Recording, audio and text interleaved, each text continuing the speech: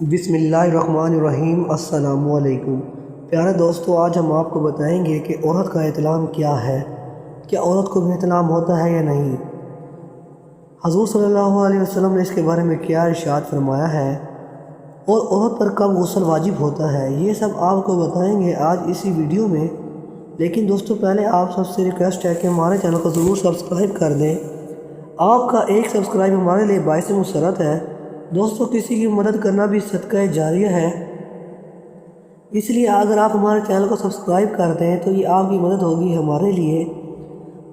دوستو، ریکویسٹ ہے پلیز ہمارے چینل کو ضرور سبسکرائب کر دیں۔ چلتے ہیں ٹاپک کی طرف۔ عورت یا بیوی کا احتلام کیا ہے؟ حدیث نبوی صلی اللہ علیہ وآلہ وسلم، عورت کی منی کیسی ہوتی ہے؟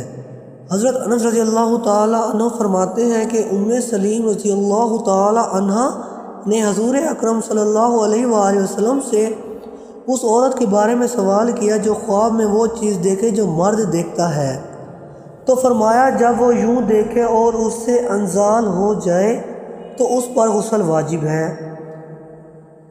حضرت سلیم رضی اللہ تعالی عنہ نے عرض کیا، یا رسول اللہ صلی اللہ علیہ وآلہ وسلم، کیا ایسا بھی ہوتا ہے؟ آپ نے فرمایا، ہاں، مرد کا پانی گاڑھا اور سفید ہوتا ہے اور عورت کا پانی پتلا اور زرد ہو جاتا ہے۔ جس کا پانی غالب آ جائے بچہ اسی کے مشابہ ہوتا ہے۔